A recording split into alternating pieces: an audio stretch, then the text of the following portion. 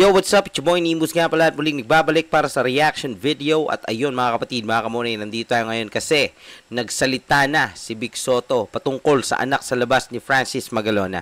So ito mga kapatid, mga kamonay, mainit na naman na balita ito. At yun, hindi na natin papatagalin to. Intro.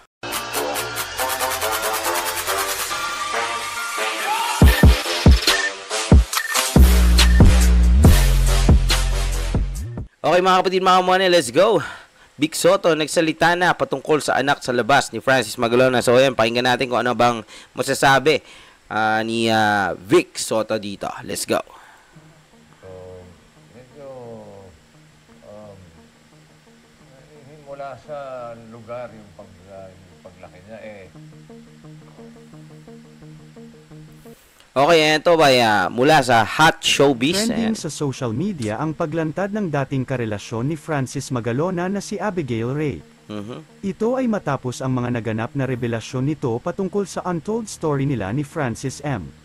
Nagbunga ng magandang babaeng supling ang pagmamahalan nila bago mamatay ang actor-rapper. Malinaw pa sa sikat ng araw na totoong anak ito ni Francis M. dahil sa mga pagkakahawig nito sa ama at sa hubog ng mukha ng dalaga na si Gail Francesca. Oo nga no, mga kapatid, mga kamonay, kitang-kita naman sa mata, sa ilong, sa labi, no? Oo, kamukhang-kamukha talaga, no?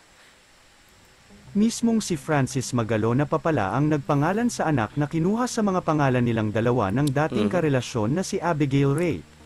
Sa mga hindi po nakakaalam, si Abigail, ang dating karelasyon ni Francis M. ay tagong relasyon nito na si Francis at Abigail lang Yan yung yung tinatawag nilang patagong relasyon. Patagong pag-ibig. kaalam at iilang kaibigan ng rapper. Ayon sa reliable source, isa sa nakakaalam na balitang ito ay si Vic Soto. Bago raw pumanaw ang rapper, sinabi nito na meron siyang babaeng naanakan at balang araw ay magpapakilala ito sa madla upang isiwalat ang katotohanan. So ito na nga yun. Nakapredict na pala yun, no, mga kapatid, mga kamon. Baga, may prediction na sila doon na balang araw lalabas at makikilala ng madla. So ngayon, yung prediction na yun dati, ito na yun. Lumabas na. 'Di ba? Noong 2007, madalas na naming nakikita si Francis Magalona sa airport sakay ang private van na pagmamayari ni Vic Soto. Pag sila may event sa probinsya, madalas na nagpapaiwan si Francis M. at ang kaibigan niya na si Vic ay umuuwi na agad pagkagaling sa airport. Sabi sa mga nakakita kay Francis M., may kinikita ito sa airport na isang babae. Yun, saktong-sakto, 'di ba? Airport. Tapos ito ay isang flight attendant, no? So 2007, ito na 'yon, yung madalas na nakikita si Idol Francis Magalona sa airport, no? Na ayun nga, sakay-sakay siya dun sa private van na pagmamay-ari ni Vic Soto. Ayan. Pag sila ay may event sa probinsya, madalas na nagpapaiwan si Francis M. at ang kaibigan niya na si Vic. So, ito yun mga kapatid, mga kamonay, no? Kaya siguro, nagpapaiwan dahil nga, gawa ng nakikipagkita siya dito kay Abigail, no? Okay, so ayun, malinaw to mga kapatid, mga kamonay, 2007 yun, no? Port na isang babae. Ang babae na tinutukoy sa comment ay si Abigail Ray na naging karelasyon ni Francis Magalona. Oo, kasi flight attendant So may alam pala si Vic Soto sa babaeng kinikita ni Francis Magalona, ngunit hindi ito nagsalita dahil pumanaw na ang kanyang matalik na kaibigan bago nito sabihin ang pagkakakilanlan ng babae.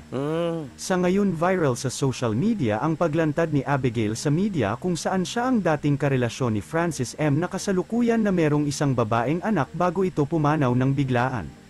Malinaw pa sa sikat ng araw na totoong anak ito ni Francis Magalona dahil kamukha niya ang yumaong tatay. Yun lamang po, ano ang masasabi mo sa balitang ito? Comment mo sa ibaba. Huwag kakalimutan i-like ang video na ito. Maraming salamat po sa panunood. Okay mga kapatid, mga kamonay, ayun at nasaksihan natin ang mainit na balita at nagbabagang mga showbiz mula kay Hot Showbiz. Ayan mga kapatid, mga kamonay, kung di pa kayo nakapag-subscribe, ay mag-subscribe na dyan kay Hot Showbiz. At syempre, sa aking YouTube channel, Nimbus TV, para lagi kayong updated sa mga balita at sa mga reaction videos at sa mga kantang ilalabas ko. Okay mga kapatid, mga kamonay, syempre, thanks for watching. Like and comment, subscribe. Sheesh! Hanggang sa muli, paalam!